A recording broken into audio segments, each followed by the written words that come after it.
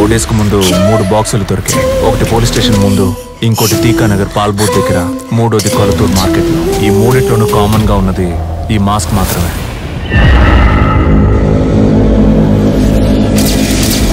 గుర్తుపట్టగలిగారు sir? Sir ఇది అయ్యేటట్టు నాకు అనిపించట్లేదు. శివాని వెంటనే రమ్మని చెప్పలేదు. ఎవరు సార్ అతను? ఈయన పేరే శివ. ఎంత దారుణమైన ముఖాన్ని కూడా అలా అక్యూట్గా గీసే ఫేషియల్ రీకన్స్ట్రక్షన్ ఆర్టిస్ట్. అది మాత్రమే కాదు, సాల్వ్ చేయలేని కేసులను కూడా క్రైమ్ స్టోరీ రాసిచ్చే రైటరు. శివ రాసిచ్చే రిపోర్ట్లన్నీ నిజానికి దగ్గరగా ఉంటాయి.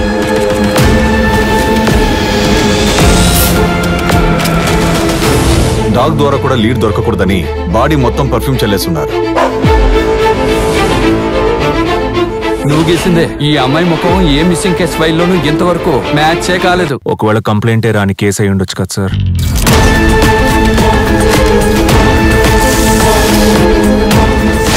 8 బాడీలు నీళ్లలోనే దొరికాయి. ఏ బాడీలోనూ ఇన్నర్ ఆర్గాన్స్ లేవు.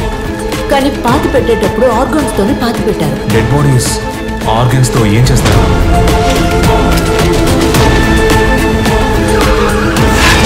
క్రైమ్ సీన్ రాసి ఇవ్వడంతో ఆపేయండికో.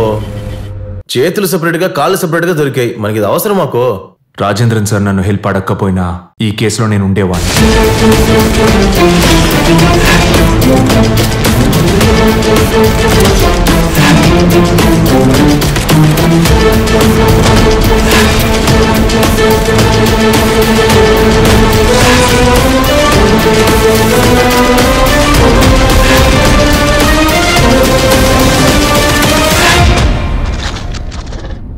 ఒకవేళ ఈ హత్య నేను చేసుంటే తప్పకుండా స్టేషన్ ముందైతే పెట్టేవాడిని కాదు.